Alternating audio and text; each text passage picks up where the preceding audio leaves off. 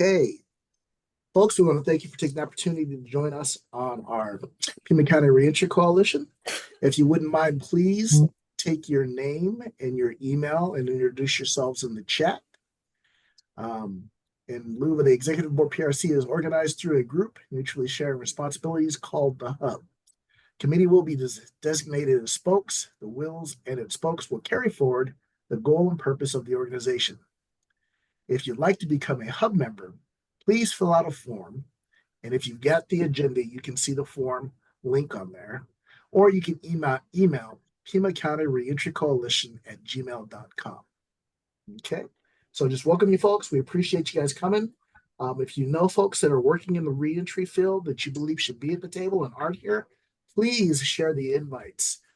We all know people that we work with that support this population from many different avenues, but us as part of the PCRC or PCRC haven't or don't know who to reach out with or don't have the addresses or contacts of these individuals. So if you know individuals that should be here, please share the invite, get them to the table so we can continue to work with as many agencies as possible to support our reentry population. So with that, looks like we may be ready for some guests. So I'll hand it over to Miranda to let us know who those guests are. Hey, Doug, that is perfect. Alrighty, so our first presenter is going to be LaDawn Griffith. They are the owner of Olive Branch Residential Home. And I'm just going to go ahead and let you take it away from here, LaDawn. Thank you, Miranda, and everyone else that joined in. So just bear with me. This is my first presentation on a Zoom, but I'll give it a go.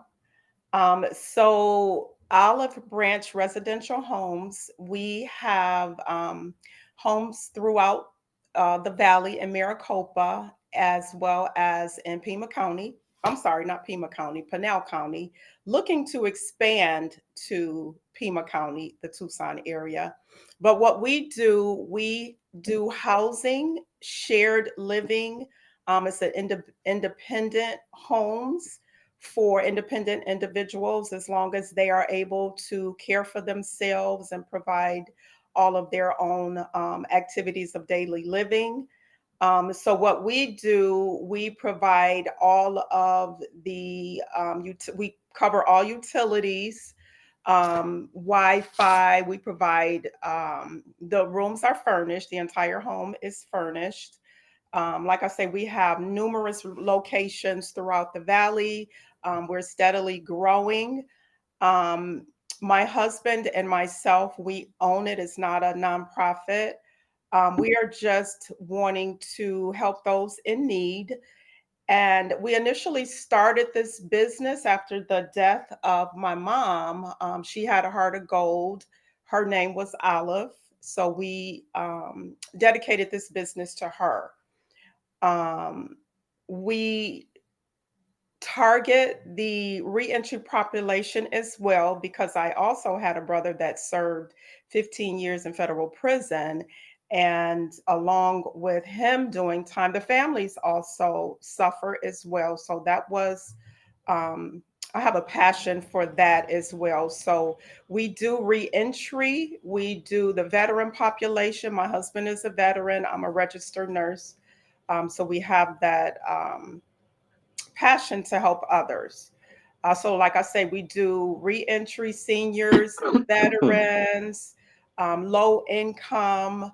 Our rooms, the rates for the shared rooms, which would be 2 to 3 to a room, we start at $800 per month. Excuse me. $800 per month. That's for a shared room. If they want a private room, that starts anywhere from $1,000 to $1,100. It can go up to $1,400. There are no credit checks. We do also accept low-level SOs, sexual offenders, as well. Let's see. We provide all the toilet paper, paper towels, linens. Again, it's all furnished. So we have a passion for helping the reentry population, just based on our history and just wanting to help those that are coming back into society that want to get their life back on track. We want to give them a stable environment, a clean, safe place that, they feel loved and treated with respect and dignity.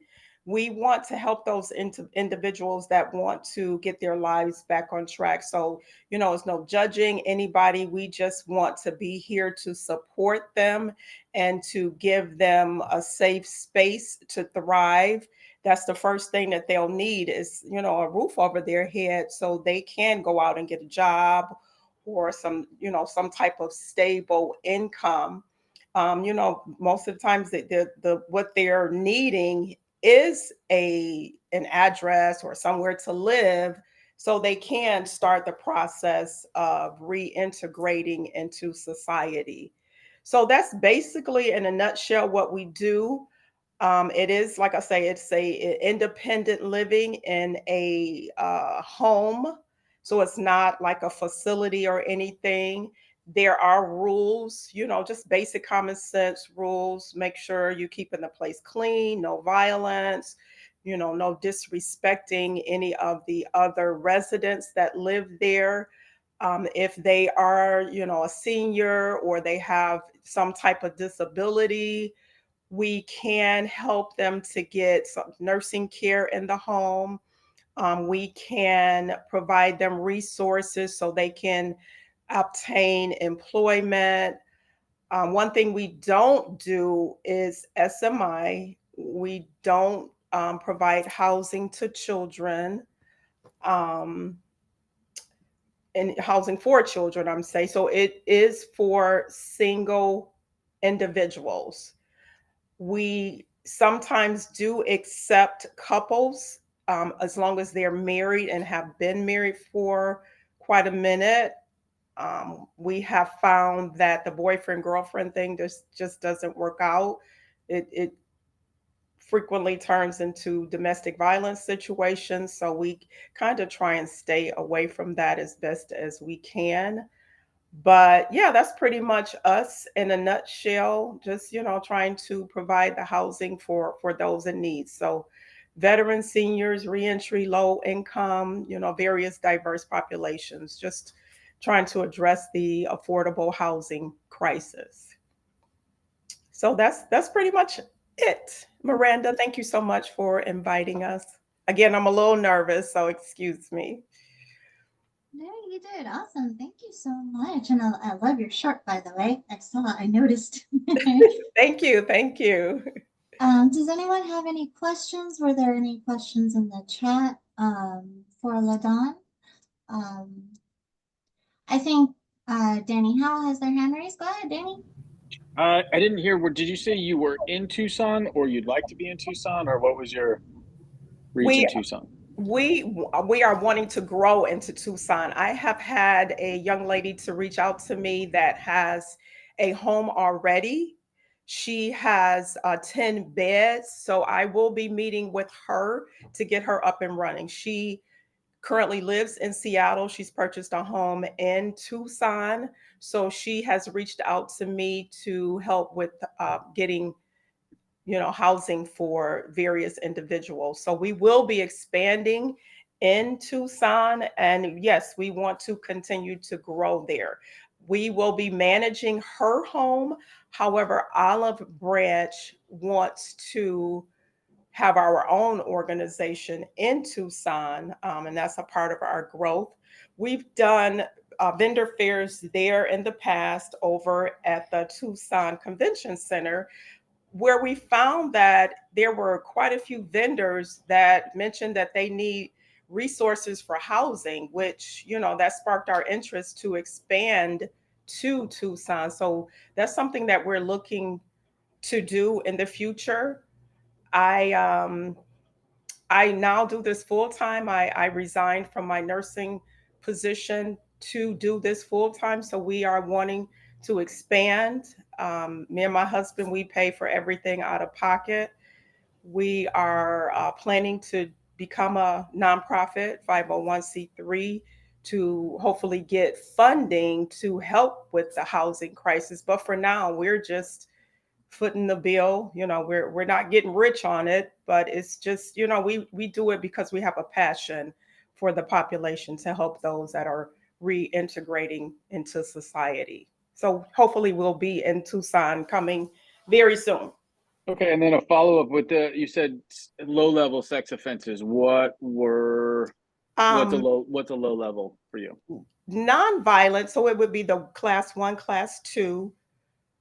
As long as it's not violent or helping with, abuse of children. So it's a case-by-case basis. So we do assess and evaluate before we accept a sexual offender. But, we don't turn them away. We'd like to, assess them first to determine if we can accept them. But, if it's violent crimes, violent sexual offenses, unfortunately, we don't take those. But if they're on the registry, that's acceptable as long as it's lower level? Correct. Yes. Okay. Thank you. Yep. And we also have partnered with the GEO group. I'm not sure if you guys are familiar with that organization. But they work with Arizona Department of Corrections. So we have a contract with 4 facilities, 4 prisons around Arizona, that they send us their sexual offenders, and we house them in various locations wherever they want to reside. And they pay for GEO pays for 2 months. They provide transportation vouchers, bicycles, food, clothing, everything to get them set up to, go back into society. They help them with jobs and everything, and then we provide the housing piece for them. So that actually sparks another question. So if GEO Group pays for their first 2 months, is that the majority of your clients?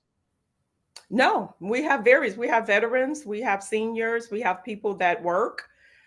So it's just what we like to do when they are coming from prison, we set up a video call to, interview them just to make sure we're a good fit for them, they're a good fit for us. So we do that interview process in the beginning to make sure that also the person that is entering the home, we try to target the ones that are similar to the other residents that live there, so they could mesh a little better, so they can, get along a little bit better. It's always a roll of the dice, but we try to fit the personalities, age ranges, things like that together.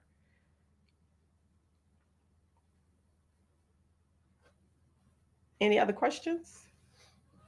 There was a question in the chat, LaDawn, for what is the referral process for clients needing support? So we would, like I say, we would do an interview and confirm that they have verifiable income.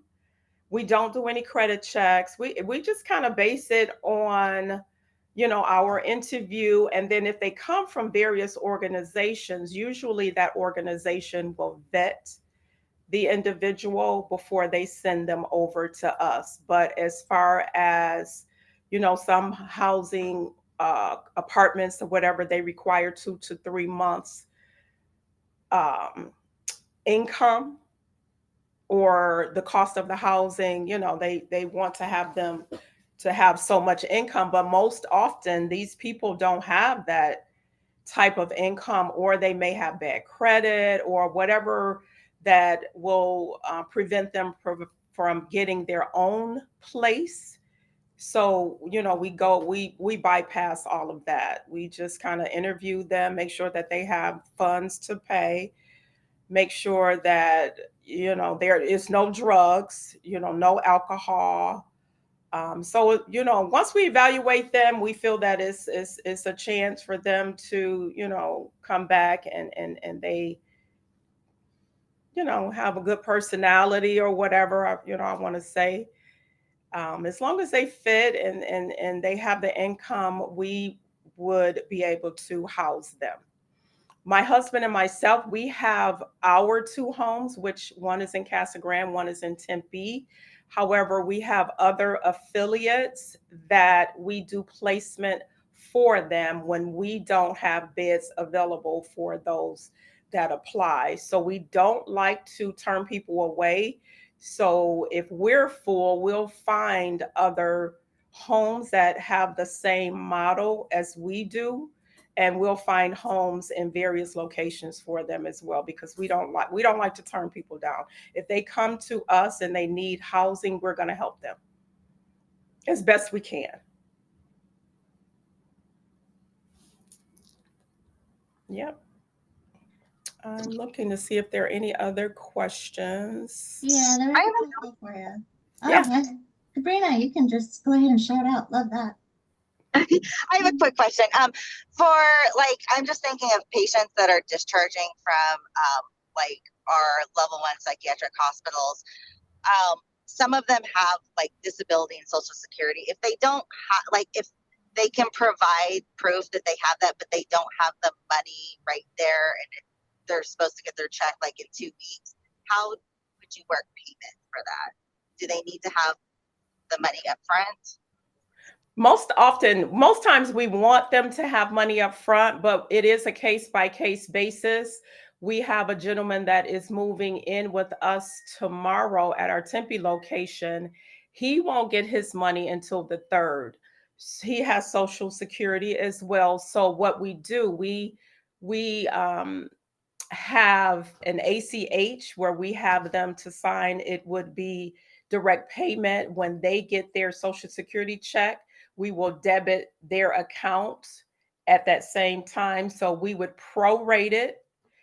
He would pay on the 3rd for the days that he, in the past that he has lived there. And then he will pay for December. So he's going to catch up on the 3rd for the days that are prorated. So he's essentially coming in with no money.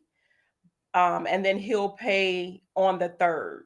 So sometimes we will do that, especially if they can provide proof or their award letter or anything like that. So I'm sorry, go ahead. Cabrina? Okay, I hope that answered her question. She went back on mute. Yes, I'm sorry. Yes, you did. Thank you. Okay, perfect. All right. Just 2 more quick questions. When did you open, and what is your ratio of those in immediate transition for housing compared to those who remain? What's the ratio of those in immediate transition compared to those who remain longer? Shakira, can you elaborate on your question about the ratio of those in immediate transition compared to those who remain longer? Yes. Can you hear me? Yeah. Okay, thank you so much. Yes. So we're finding a need, and I'm interested in those who like essentially are completing their time. They've been released. They might need just some stability to get on their feet. And then those who used you, right? They've done that, and they've decided to remain with you independently living for a while, like as opposed to more than a couple of months or so.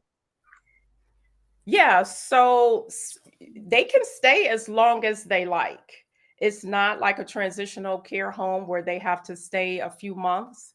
Some come and, they stay for a couple of months until they get back on their feet, get them a job, and then are able to have their own home or apartment or whatever, and then they move on. And then there are some that remain there.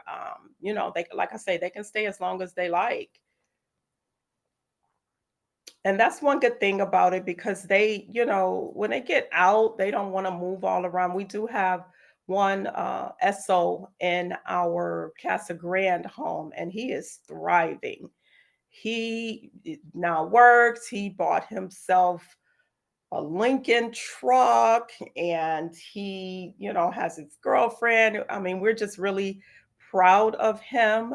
and how he has come out and with the support and being able to have a roof over his head, and now he's come home and just, you know, doing his thing. And that's the part I love to see, because they need that support when they want to come out and get their lives back on track. They just need that one push, that person or that organization to be there to support them so they can get back reacclimated to society.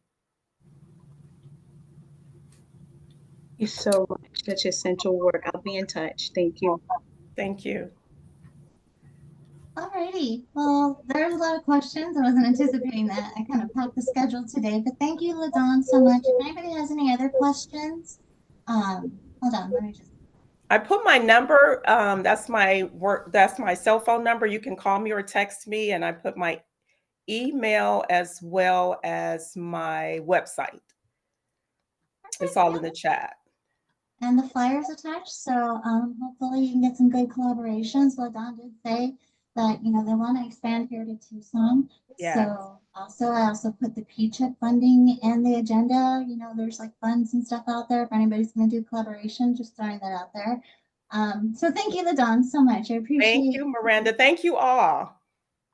Alrighty, so next, Yvette, are you here? Are you on? Yeah, I'm here. I'm nervous. You're gonna do wonderful. Okay, so next we've got Yvette Romero with Pima County Office of Digital Inclusion. Let's take it away. All right. So, hi everybody. My name's Yvette Romero. I'm with the Pima County Office of Digital Inclusion. So our office does a whole lot of things. We're actually a new office. We'll have a year next month. So we've been helping people connect with getting low-cost internet in their houses, like affordable internet. Another one we just started is actually a digital navigator program of helping people that don't know how to use a computer, actually showing them how to use it. But at the same time, they're actually earning the computer that they're working on. So we have classes in both English and Spanish. And it's really for anybody who doesn't know how to use a computer.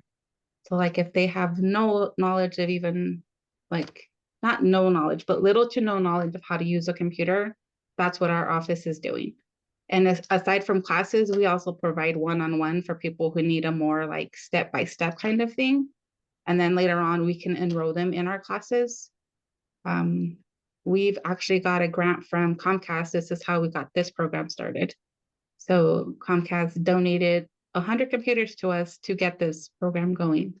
So, and it's for everybody, like literally low income. If you're on TANF, SNAP, SSI, we're here to help you. And we actually have other county resources we can point you to if you need help with housing, jobs. Like we have our connections with certain groups too. So it's quick and short. I'm sorry. I'm so nervous. That's okay. Does anybody have any questions? I have a couple questions if no one's got anything. I have a question. Oh, you go ahead.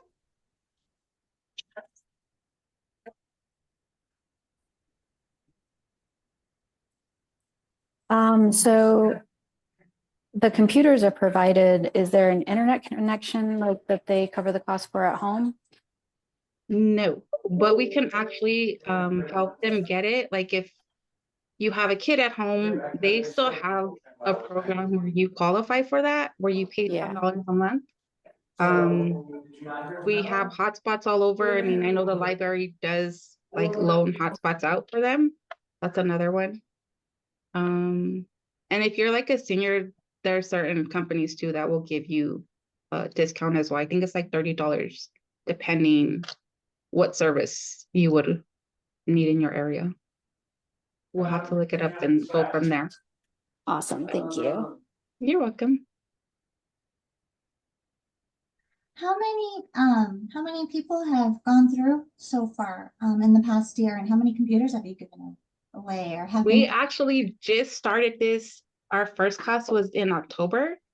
So I myself taught the class. It was my first time again teaching. I had 9 people graduate in my class. And the other person taught it in Spanish, my coworker. She did it in Spanish and she had 6. So, I mean, we're doing it both English, Spanish. We are looking for people. If you want to volunteer for this, we're all for it. So you can always email me, call me. I believe Miranda gave you guys a flyer of what our office does. So, I mean, if you guys want to volunteer or have people that want to, or if you know people that actually need our services, please give them our number, my email, whatever. So. And Yvette, right now, how are you guys getting your stream of clients? And is it just kind of, I don't know. Pretty much outreach events. So attending, like we had one this past weekend, I was the Arizona bilingual. So going to outreach events like that. I think we did Second Chance was another one we went to. So having that one, just if you have outreach events too and you want us to come, let us know like ahead of time so we can plan it so that we can be there so people know we're here to help them. In my brain, I'm thinking because, you know, digital literacy is an issue for those who have been incarcerated for a very long time and they come out, you know, there weren't computers before and now you have this little one in your hand. And so everything is online right now. And I think it's amazing that, you know, your department, you know, we're all learning about it. It's kind of cool and it's new and it's amazing. And you've got this resource that's free for people. Yes. So I want to tell everybody, but I mean, it's totally free and we don't discriminate against no one, like at all. So your age, your race, with nothing, like whatever, we're here to help you. So alrighty, because what was your other question? I'm sorry. You know, many I would think that other organizations who are working with people would want to be in collaboration with you and kind of refer the clients that they're working with. You know, I know the library has great digital literacy as well, but it'd be cool to earn a computer while you're doing it, you know. Definitely. Yeah. So I know One Stop has referred some to us. La Frontera is another one that's referred them to us. DES, I believe, has done it. Some offices do send them, but again, it's just literally either the outreach events or word of mouth, like, hey, I did this, they're helping. And it's, if you need one-on-ones, like, cause I know a lot of people that are coming out, don't even know, or they're afraid of a computer. Like, what if I break it? You really won't break it unless you hit it, throw it, spill water. So kind of getting people comfortable with just knowing that they're not going to break it. So I have a question. Is it a desktop or a laptop? It's a laptop. Okay. Yeah, but we also provide like information if people do want a desktop. We have information to get them low-cost desktop or a low-cost laptop as well. So I would encourage you to reach out to Literacy Connects. I think that they are actually part of us. Well, we're part of them. We do it all. We do it with them as well. Awesome. And then there was a question of how do we do a referral?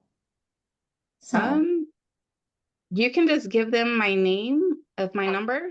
I can put it in the chat. That's okay. So I believe I put my email and my name, but I'll put my phone number in there. They can call direct too. Just be like, hey, I was referred by Jeremy. Like whatever, it doesn't matter. But and I think Miranda gave you guys our flyer as well. If you guys want flyers for your offices, you can literally email me and I can send them to you. So you guys can hand them out as well. That's a great idea. I think that would be wonderful to have in places like the probation and parole office. And I've taken them to the probation office, I believe, the one on Ajo. But I mean, I don't know if there's other ones, but if there is, you can definitely let me know and I can send them. So. Awesome. Well, thank you. Does anybody have any other questions? If not, we'll just keep the ball rolling. Alrighty, so next we've got Sandy Davenport with the League of Women Voters of Greater Tucson with some pretty important information. Sandy, would you like to go ahead and share? Thank you. Yes, thank you, Miranda. And with the Legal Women Voters, we've had a table at Fresh Start the last 3 years. And so one of the things that we did was develop a flyer that lets people know how they can get free legal help to take steps towards getting their voting rights restored. And when we were there this fall, it was amazing how many people would come to the table and would say, have you voted yet? Are you voting? And they'd say, I can't vote. And so then we have a chance to give them the information. And so many people had incredible relief and excitement about the possibility that they could actually get some help to get voting rights restored. So we just want to spread the word on that a lot, that we give them information about the Public Defender's Office of Pima County that has free clinics, legal clinics to help with restoration of rights.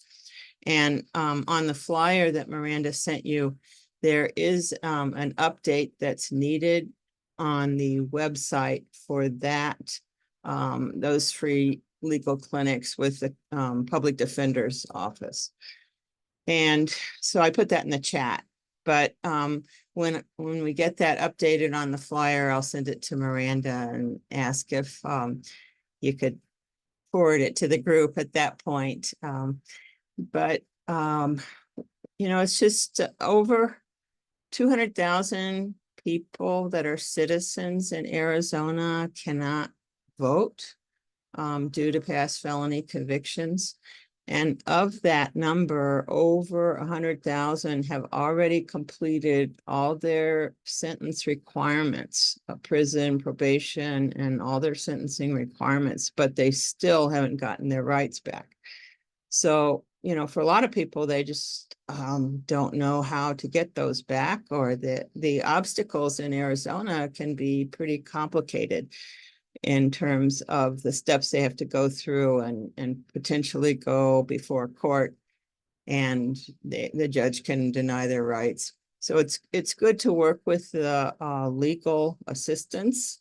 And the other number that's on there on that little flyer piece is for the U of A College of Law, and Andy Silverman is very dedicated to helping with this. He always participates in Fresh Start, and he gives his cell number. So that number on there is his cell number that he shares widely. And that's great, because then people can call him directly and start taking those steps, because the lawyers can pull up a person's cases and find out if there's more than one felony convictions, what's been required in their sentencing, what they've fulfilled in terms of what's in the system, and really help them to take those steps towards getting voting rights restored.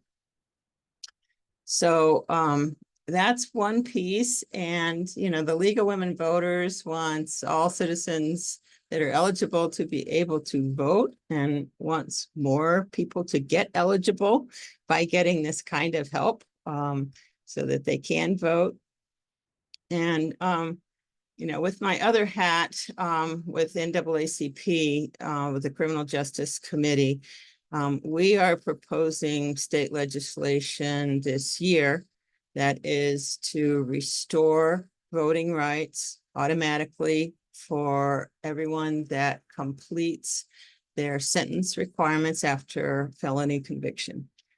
And we would try to make it broader than that. However, the state constitution requires that voting rights be taken away when a person has a felony conviction.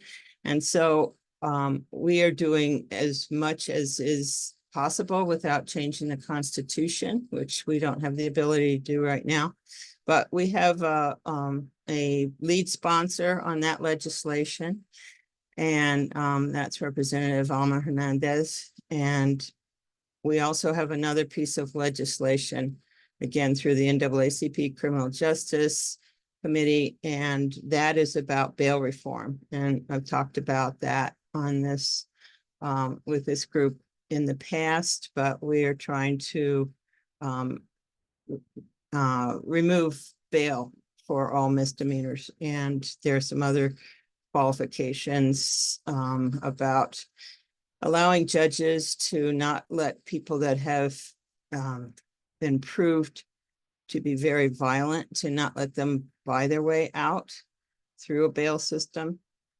So one thing that we do is community education and about those pieces of legislation, and ask for support from the community to contact legislators to voice that support.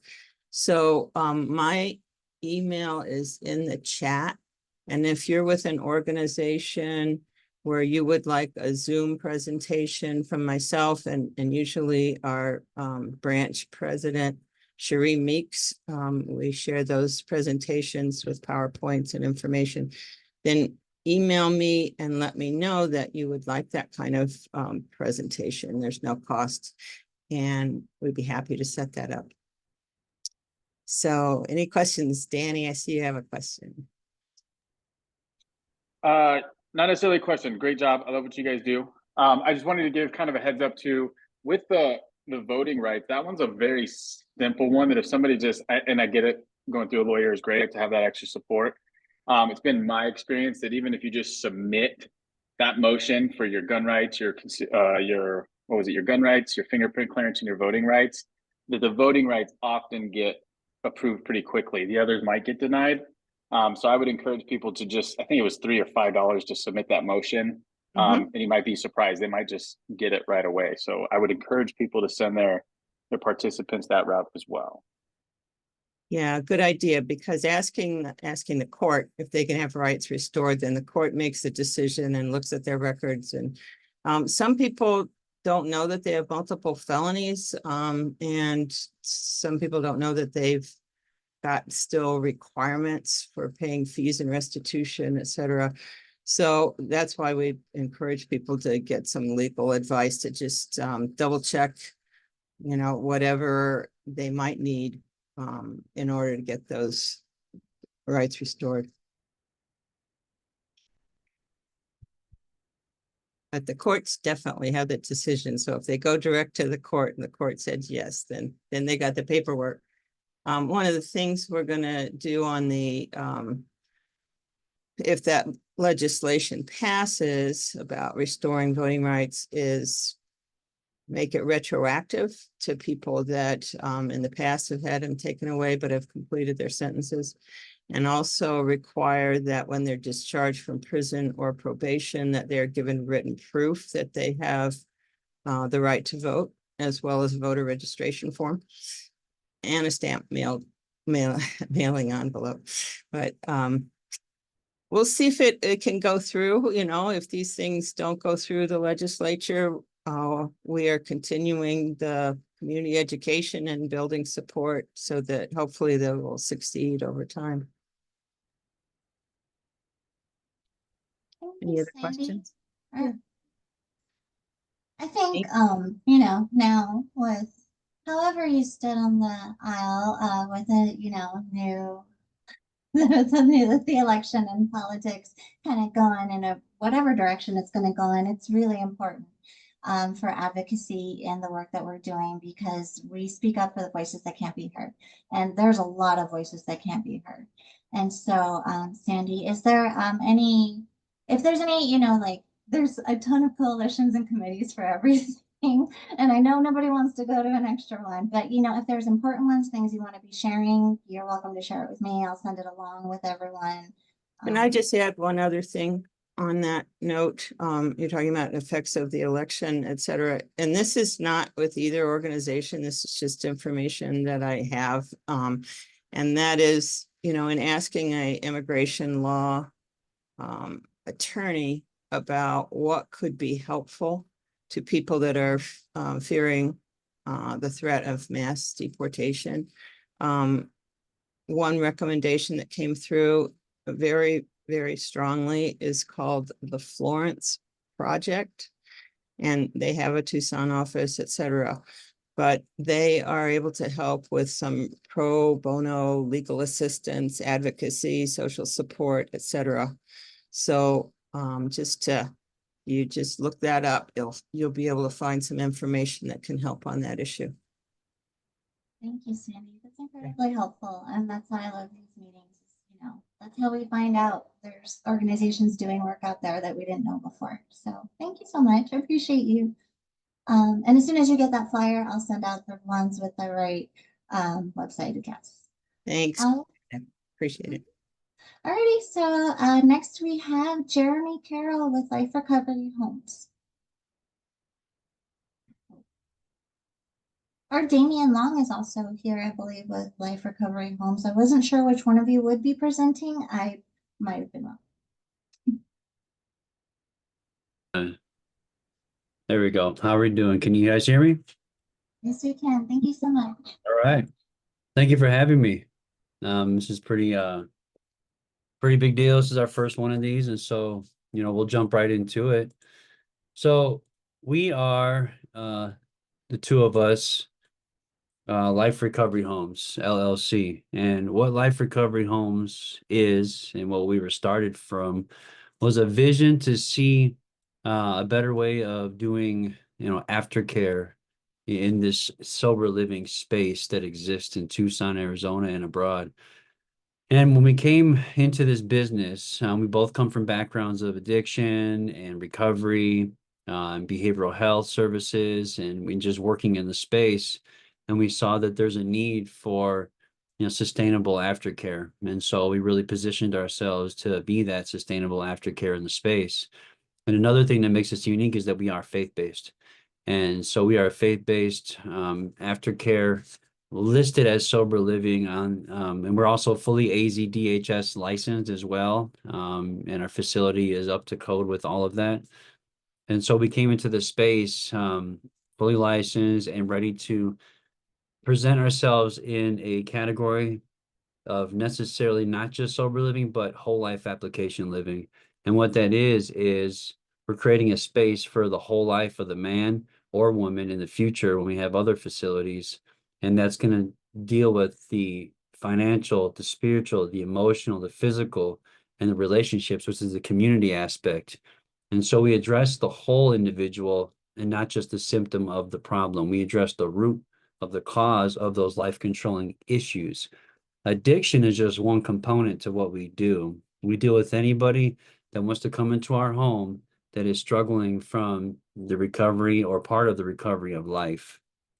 So in that, what that means is that when they come into our home, that we help them with those basic needs of maybe those bridges that they burned throughout their past. I know myself, speaking from experience, burned every bridge known to man, and nobody else would deal with me until I dealt with myself. And so what we do is we say, hey, while you're here, let's deal with you and the issues that you have and the roots that you have so you can be victorious. So you can go from surviving to thriving.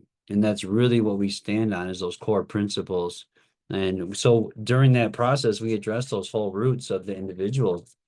And in being faith-based, they don't have to be faith-based to come into our home. We have a beautiful 4,000 square foot facility. And in a minute, if it's okay with the panel, I do have a quick little walkthrough video that we did. It's about 5 minutes long. So if that's okay to share, I would love to share that so everybody can get an idea of what we're talking about. And so when people come into it, Yeah. is that all right? Yeah. Okay. And so real quick, I'll go touch on these key little things of what we do is when you come into our home, we run our house not like sober living, like that's normally done. And not that there's anything wrong with those homes. It's just, well, we're doing something a little different to where we're taking all of the tools that we've learned in the space and making this more like an inpatient facility structure in a house environment. And so we have checklists that every man has to fill out. So that what do you need when you come in? Is it an ID, driver's license, social security card, birth certificate? Do you need a PCP? Do you have IOP? Do you have case management? Do you have match services? What is your dietary plan? What is some of your nicotine withdrawal symptoms if you want to get off tobacco? Because we do allow smoking, but we're also, involved in trying to help people get off of tobacco, get off of the substances, get free of those things. And so we go through a checklist that has to do with their physical, their medical, their employment, What's your employment needs? You know, what's your legal needs? You know, do you have a lawyer? Do you need a lawyer? Do you need legal aid services? You know, we partner with Fresh Start and Thomas and those amazing individuals to help kind of offset some of those things to where we can provide those to them. We can point them in the right direction. Hey, here's the wraparound services that you need. And then here is going to be the next step to the recovery of your life. And so we will point them in that direction. So if they need a home church, if they have child and family services that they need access to, we'll partner with places like Goodwill, DKA, Hope Incorporated, and any of those individual needs, one of those are going to be able to fit that model. And we're building more resources as we go along. And, you know, Avant Recovery and some other places out there like that, that whatever that specific need is, whether it's faith-based or not, we're going to point them in that direction. They're going to get the service that they need, whether it's transportation to IOP, whether that's having their case manager come here and do intakes in the house, however that looks. We're trying to bring as many resources that we can into the fold so that A to Z is covered. And our programs are 3 months blocks. And so my partner Jeremy is going to talk about those a little while. Now I'm going to touch on the pricing that we have as well, and then I'm going to show you the video. So the pricing that we have, we're $700 a month. We just reduced our pricing a couple $100 because we wanted to be able to meet the need in the space. We realized that our higher pricing had a barrier of entry. And so we're trying to reduce recidivism. We're trying to lower that barrier of entry. So it's $700 now to come in monthly. Everything is included, your Wi-Fi, your utilities, laundry facilities, all of that. Everything's covered on top of the resource packages that we're going to attach to everything. So they don't have to pay anything extra than that $700. If our men come into the home and they don't have a cell phone, we'll buy them a cell phone. If they smoke and they want to get off of it, we'll buy them nicotine patches. Whatever's going to help them get to that next level, we're willing to step up. If they have fines, if they have court fines, if it's a reasonable amount, we'll step up and we'll pay those out of our own pocket. We really want to see these men have less excuses and have more opportunity. So we're willing to take whatever steps necessary to see them thrive and see them be the best version of themselves while they're here. And so $700 covers everything. It's also $100 a non-refundable intake fee. That intake fee goes to pay for things like those nicotine suppression services, those cell phones and stuff like that. And so they get a lot of value for their dollar while they're there. Obviously, the primary focal point is that recovery piece, but we want to see them turn into, you know, husbands, pastors, leaders, fathers, servants in the community. And I'll let Jeremy touch on those key points later. What I would like to do is share this video with you guys and give you an idea of what that property looks like, if that's okay. I'm gonna see if I can get this to work. Damien? I can't hear it, so I'm not sure if anybody else can hear it. I just realized. I'm not. Apparently the video is not playing. Did you say the video is not playing? No, it's it's not. not. It's playing on my end. Let me see here. I think you might want to switch your screen that you're sharing. It says my sharing is paused. Let's try this again. In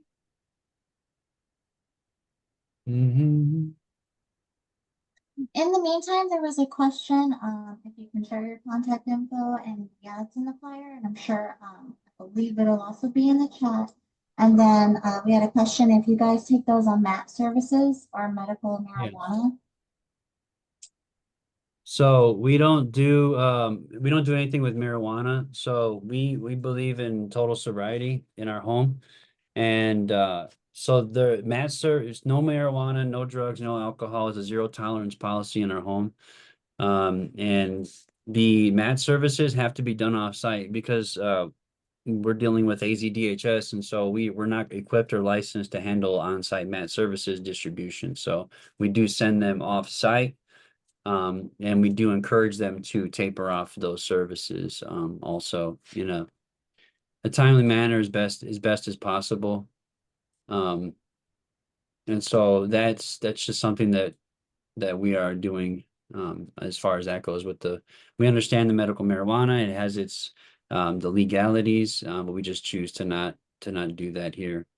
Plus, with the licensure, the state, we don't want to have to deal with that either. So let me try to do this again, if that's okay.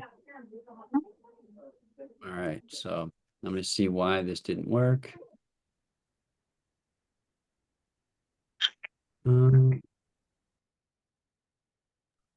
So, I have a suggestion based on the technical difficulties. I see it's on YouTube. Can you put the link in the chat? That way we can watch it later if it doesn't work.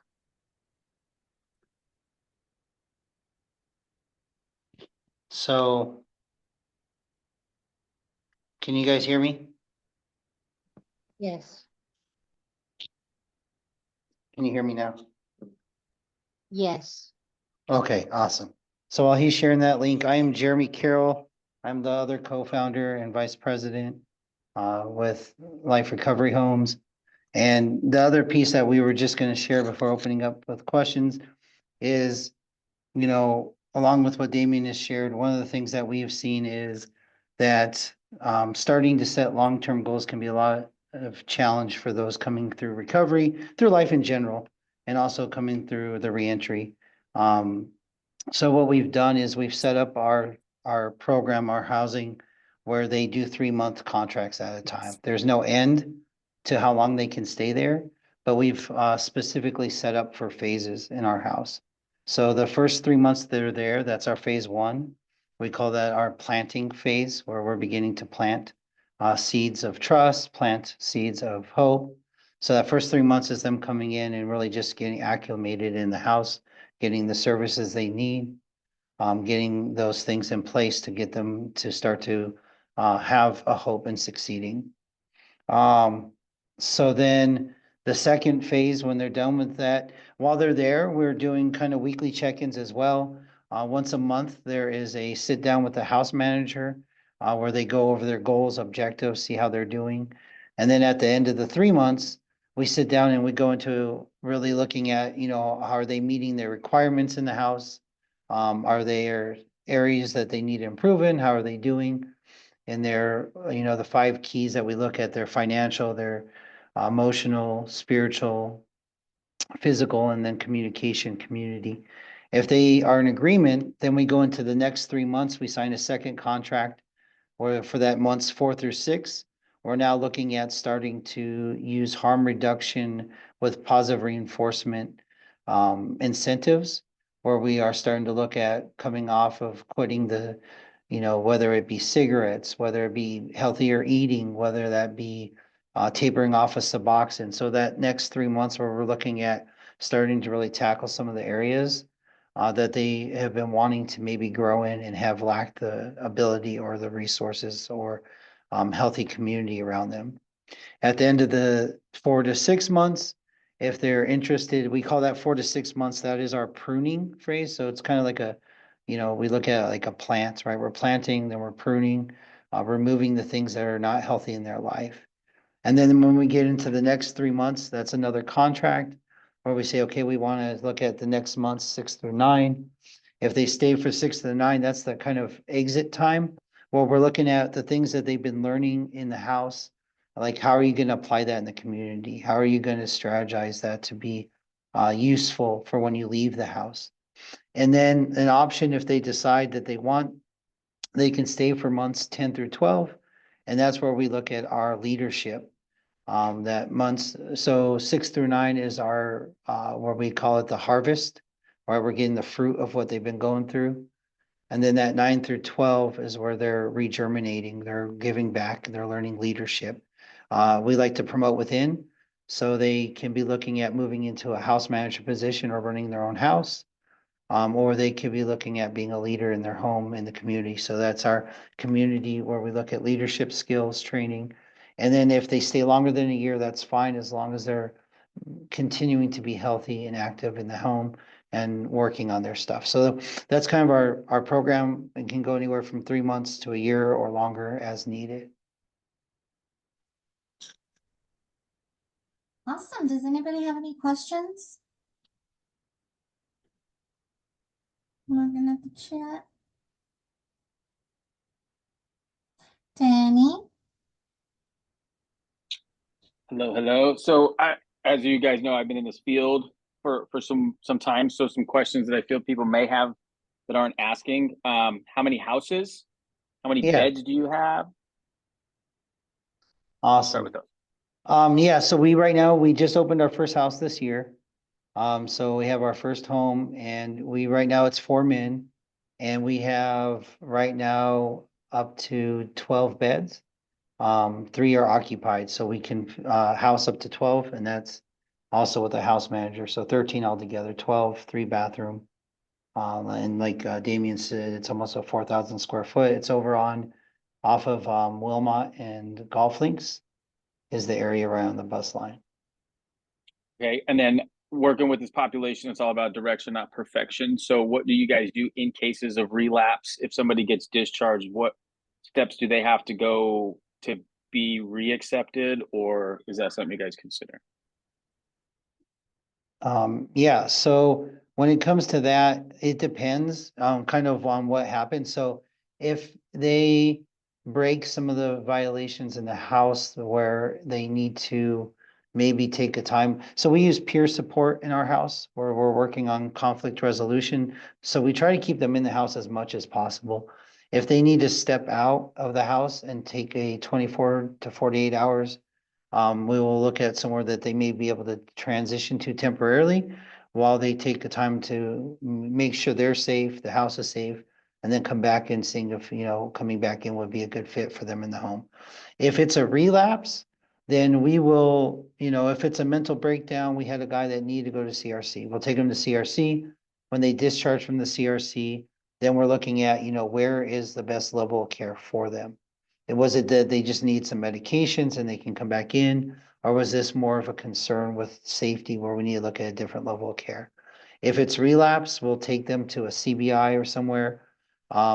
We'll take them there. We'll follow up when they come out, but they do have to commit to some kind of program. It can be as short as an ARC program, or it could be as long as a teen challenge, depending on what they feel they would want. But they have to have some kind of program that they go into.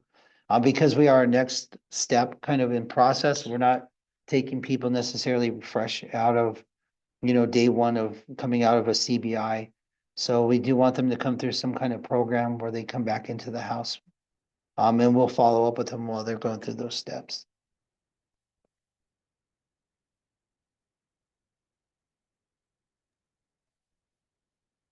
Are you registered on Community Cares on the Unitas Community Cares Network? I don't think we are. You should be. And also that reminded me of LaDawn, because LaDawn's Olive Branch, when somebody had asked how are they referred, yes, you can contact them directly, but I don't know if anybody remembers, like a year ago, we had Marley Rabel with Community Cares do a presentation on how you can go on there and register your nonprofit, do referrals through there, and possibly, get financial incentives for the referrals that you send, because they want to kind of build up a database of resources. So just throwing that out there for everybody. It kind of just jingled the thoughts in my brain of how, that can be a benefit to everyone here. Will you share that information in the link? No. Yeah, I'll send out the information. Since I'm going to be sending out flyers with updated info, I'll throw that out there. And then maybe I reached out to Marley recently to connect with her to see what's going on with that, because I always thought that was a really neat way for little startup nonprofits to get some money and to refer and to foster collaboration between all of the organizations. I know I went a little heavy on the transitional homes this last meeting, but it's just because I met everybody amazing recently in the past couple months. We do like to share other resources, not just transitional homes. Obviously we had Sandy on, voting, all the different aspects that are part of reentry, all the different types of resources and organizations that are needed in a holistic approach to support our, people who have been justice impacted is really important. So thank you for letting me go. Miranda, to to that point, you can never have enough housing providers. I mean, housing is one of the biggest issues and concerns. So by all means, share the wealth. No, and I'm sure that grant's in there. Y'all should look at it. The P-CHIP stuff, and there's a webinar. You'll really, I don't have a transitional home, but you know, many of you guys do, and many of you know people who do, and there's funding out there and there's collaboration to be done. So reach out to each other. There's emails in the chat. I always kind of keep them in the email list. You know, collaborate, do stuff. This is our last meeting of the year. We're going to try and start back up again in January and get things moving and grooving, but I honestly don't know how that's going to go. So this, you know, our community is dependent upon us. So. Yeah. Miranda, am I able to share something real quick? Yes, please do. So, you know, I don't know if you touched on it. I can't remember, but we do. So currently everything that we have is self-pay. And so we don't take it access. We don't bill insurance or anything like that. And so anybody who comes in has to have an income source. And that's one of the reasons why we reduced our cost to entry, because we want to be able to meet that criteria for people's disability, for their maybe SMI, maybe SDI, whatever that designation is that capped them out. We want to try to be able to meet that demand in the space. And so we wanted to reduce all those barriers of entry cost-wise as best as we could. Obviously with the facility size, we couldn't go too low, but we wanted to still be at that level to where people could say, you know what, now I can get in. I can come up with that $100 intake fee. I can come up with, you know, I can go to my uncle or my aunt, two of them together, we can get to 700. Or whether it be that IOP funding when they go through those classes, that also can help offset the cost, because it's a 30-day to find an employment in our house. So you have 30 days from the time that you sign your contract with us to find gainful employment, unless you have a source of income, a disability, something like that. We are handicap accessible. We do have wheelchair access in the house as well. Low closet shelves. The shower has a low sprayer. And so we're also fully equipped for that. We're fully pressurized, sprinkler system, fire alarm, fire code, directly to the fire department as well. And so we're able to handle a wide range of individuals coming into our home. And so I just wanted to kind of touch on that to let you guys know that we don't deal with insurance at this time. But when we open a couple more facilities, we're looking to step into something possibly along those lines. So just keep your ears open. It's coming. Thank you so much for being transparent and sharing all of that with us, Damien. I appreciate it. I have a quick question, and I don't know if I missed it. Sex offenders, do you guys take them? I'll take this one, Jeremy. No, we do not take SOs or arsonists. That's in our on our website and our rules and our application process. So it's not that we don't feel that those people need a second chance at life. The insurance is extremely expensive to do that, and so we're not in the position to do that right now. Okay, thank you.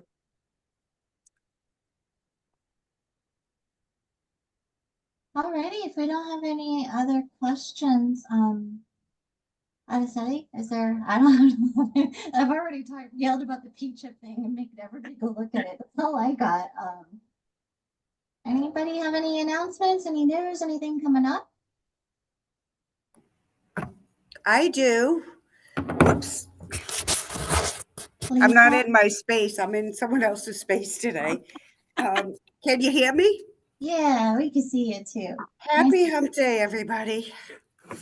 So I just wanted to share, some of you may have had heard, we were waiting on funding from the city to do another like small adult reentry program.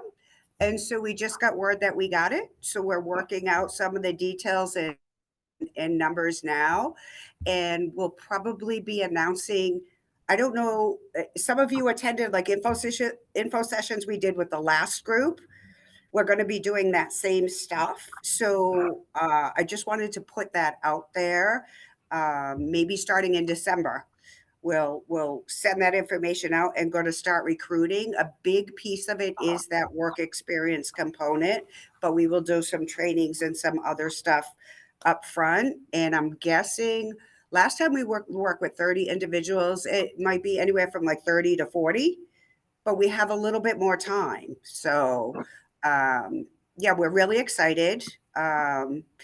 Just wanted to share that. And once we get all our stuff, there's a meeting tomorrow just to figure out details and the rest of that stuff. We'll share that out with you. So I'm also going to look for additional employers too and places to do the work experience. So I just wanted to share that and let everyone know that we finally heard back. So Lisa, while we will not be having a meeting in December, you know, if you need to send us anything, we'll get it out to, you know, everybody. Yeah. And the good thing is that they're giving us, it's probably 20 months. So I'm going to try to be more, you know, strategic about it and do groups and cohorts so we can dedicate our time to like getting people through training, finding that right work experience opportunity and all of that. So it'll be a continuous. So, and I just want to share that those info sessions, once we finalize all the details, anybody's open to, you know, come attend just so they can see. And those info sessions lay out just the program specifically for participants. So there is no confusion. Here's what this program is. It's, you know, here's what to expect. Here's what you can expect from us. So yeah, we'll get that out. I'll send it out. So, but we're excited. So obviously you got funding again. So what is your success rate been? Success rate for what? What do you, when you say? For the folks that you guys have been working with, like you had a grant for 30 people, 30 people went through it and they are gainfully employed, or? So I don't have my stats with me now. 30 people came through it. They went through all the trainings, all the enrollment, all the trainings. They went through certifications. They got various certifications. Some of the guys got OSHA 9 because they were working in construction. And all of them did a work experience, which is 220 hours at an employer, right? So they get put on Goodwills. They get put in Goodwills, get hired on with Goodwill, and we cover the liability insurance during that time. And I think there was one or two that didn't finish. One went back into rehab. And there was a couple others who maybe didn't finish all of their hours. But what I've tracked so far, and we didn't have to track this, is 18 found employment after the work experience, gainful employment. Okay. And so, and 4 of the people I sent over to our outlet. I don't know if anybody's been over to our outlet. I'm so proud of my guys. 4 of them went over there to do work experience. They're all still there. One got promoted to lead, and Sid's got promoted to driver. And then Joe, there's another one that got promoted to driver, and they're over there doing well. They're doing amazing. So I should get a cut from Goodwill for recruiting for them. They just are doing phenomenal. They were doing phenomenal. So, and then others got, you know, into various industries, and some switched, you know what I mean? So my true goal is to really try to find out interests, like where people want to work, and try to find decent employers who will take them on, and with an opportunity at the end of that. So I'd like to expand that. So I'm excited. I have more time and to be able to do that. So yeah, I'm excited. So the other thing that's going to happen, just so you know, is that we are going to open up an adult reentry center, almost like a career center. It's going to be at the Dunbar Pavilion. If anyone, are you familiar with that? That's where it's going to be. So they're working on that space now. So we'll be housed out of there whenever it's ready. That's awesome. I see Danny has a question. Oh, yes, okay. Lisa, this is great. I know that Lance has been trying to meet with my supervisor, Kenny. I would love to see if there's a way to partner. Maybe if you guys want to do some info sessions at either adult probation or parole office, or how we can get some of the guys. I just did Manzanita last week. Okay, great. Yeah, I did Manzanita with, there was a bunch of them. Yes. And so Kenny was waiting to hear, like we thought we were going to get it, but we weren't 100% sure. So we were just kind of waiting to hear if we got it. And we did. Yeah, we have to partner. But so, yep, those who are And ready, those who aren't ready, nope, we they're just going did- somewhere else. we just did a hiring event over at adult probation last week. You know, so we'll definitely connect with some of our employers. We definitely have the career pathways and, you know, career opportunities. So we'd love to see how we can Yeah.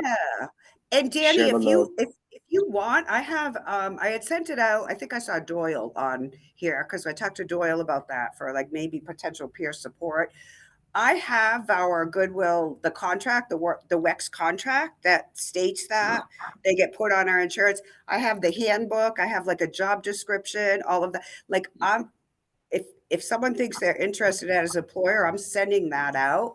I'm happy to share that with you or Kenny. So you could share that with an employer and then we could touch base. Perfect. You see, Shakira Oliver has a question. Hi, Hello? hi everybody. Can you hear me? Hi. Oh, good. This is great work. Thank you. Is your info in the chat? Me? Yes. No. Just No. we'll send it out. I can send all my Okay. because I'm going to have flyers and that's going to have our info on there. Mhm. Okay, and I also want to tell Miranda and Miss Araceli, hi. We're on Community Cares, and you saw I put in the chat that we have a free hot catered meal every Thursday at church, and then free drive-up produce for anybody who needs it from 8 to 10 a.m. And then I think if they press star 211, they can get transportation to us and then from us. Oh, So just sharing resources. Okay, thank y'all so much. gotcha. Yeah, okay. Thank you so much, Shakira. Yeah, I just want to, I'd like to chat with you aside from this. So I will be Oh. reaching out to you. Okay. Thank you so much for sharing that. Thank Yes. you. Okay. Does anybody have anything else they want to share? Great stuff. I have a question. I seem to be having difficulty in the chat. So I was hoping, Daniel, this is Valerie over at Vote Writers. If you can share with me like your upcoming events for employment, I to see if I have any dates I can coordinate with you and help them get their IDs. Okay, great. That's Awesome. awesome. Thank you so much, Valerie. So wanted to share one last thing before, if nobody else has anything. Okay, one last thing is, so Tony Mosley from the parent student something initiative, I can't remember what it's called, but he had the Forgotten Prisoner premiere earlier this year. Earlier this fall at, what was the name of the high school? Catalina High School. And he is going to be having another one at the YWCA on December 7th. And just bringing to light some of the collateral consequences, all right, that sometimes as reentry practitioners, we hear like parents reaching out to us or grandparents reaching out to us saying, oh my goodness, my kid is this or that. Okay, it's called Parent Student Prison Initiative. Thank you so much, Kenneth, for putting it in the chat. We'll send out the invite. I thought it was a really great dialogue, a great conversation that happened. I do know that Emmanuel Gathright is one of their ambassadors that is mentoring kids here in Pima County. He was one of our guys at one point. So it's just, they seem to be doing some good thing. I know that they're really trying to expand. Of course, you know, funding's always the issue, right? But if you can have an opportunity to come over to the YWCA, it's been a long week. It's only hump day, but I appreciate you guys. I noticed that we had a lot more people come join us, and we so appreciate you guys. As we continue to share information, it only makes us better at what we do. Not only with their entry folks, but sometimes we have people, you know, it just happens to be in our family, in our, you know, circle of friends, because they know what we do. So it's great that you all are getting so well informed. Thank you, Araceli. If anybody else doesn't have anything else, we're done. Yeah, that's all I got. Can I say Thank you, something real everyone. quick? Yeah, please. This is Damien again from Life Recovery Homes. I just appreciate everybody's support on here, everybody's input. You know, we learned a lot. I know I learned a lot from this, and I'm sure Jeremy did as well. And if anybody has any key tips or anything that they feel like that we could benefit from in the space, being new in this, you know, we're all ears. We're always willing to learn, to not only be blessed but be a blessing as well to those around us. And so, if there's anything that we can do to help your business or facility, you know, get to the next level, we'd be open to having a dialogue and a conversation. So don't hesitate to reach out to us. We're always available. Thank you so Thank much, Damien. Thank you, Jeremy. Thank you, LaDawn. Thank you, Yvette. Thank you, everybody. Thank you to all our presenters. I recorded this, so I'm going to upload it to YouTube, and then I'll send out the link with all the updated flyers and information. I'm not going to put a timestamp on that because, like Araceli said, it's been a long week. So I just want to thank you all again so much. I appreciate and value all of you and the work that you do. And I look forward to seeing you in January. Happy holidays. Everyone take care. I'll still be in touch. And we Happy appreciate you, holidays. Awesome. Miranda. Yes, Bye. thank Thank you. both of you. you, We appreciate Miranda. you. Happy Happy holidays, Thanksgiving. I everybody. appreciate you. Take care. Bye. Bye-bye. Bye. Yes.